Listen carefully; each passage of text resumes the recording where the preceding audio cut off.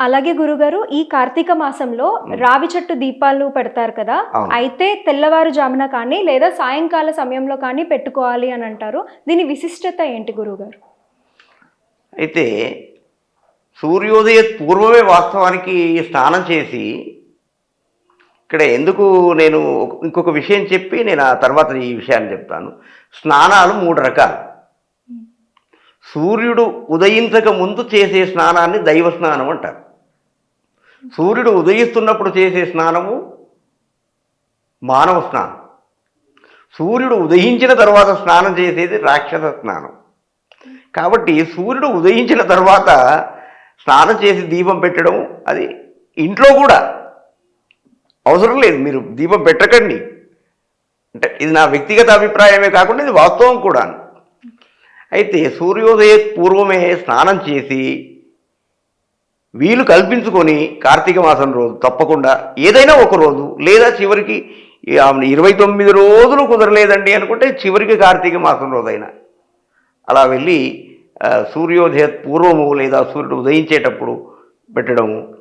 తద్వారా కొందరు మధ్యాహ్నం కూడా మధ్యాహ్న వేళలో అంటే నడినెత్తిపై ఉంటాడు 12-1 గంట ప్రాంతంలో, అప్పుడు కూడా మనం దీపము దానం చేయొచ్చమ్మా. అలాగే సాయంకాలము అస్తమించేటువంటి సమయం సూర్యుడు అంటే చంద్రుడు ఉదయించే సమయం కాబట్టి అప్పుడు కూడా విశేషమైనటువంటి కాలంగానే మనం దాన్ని పరిగణించవచ్చు.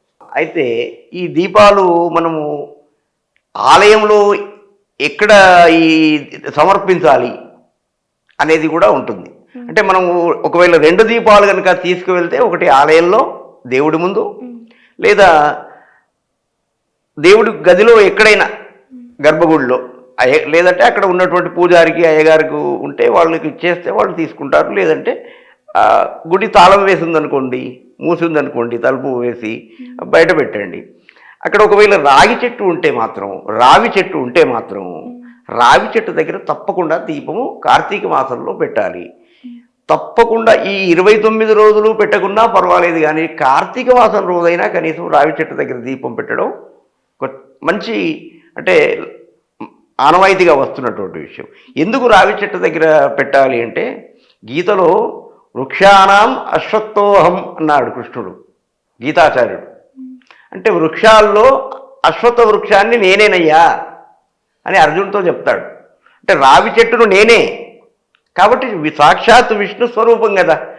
శివుడు ఆనందపడాలంటే విష్ణువు ఆనందపడాలి.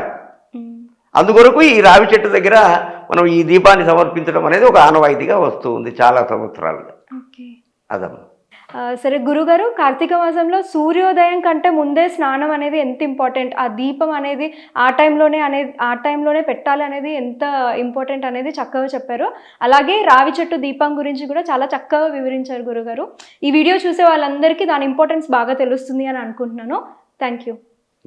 ధన్యవాదాలు.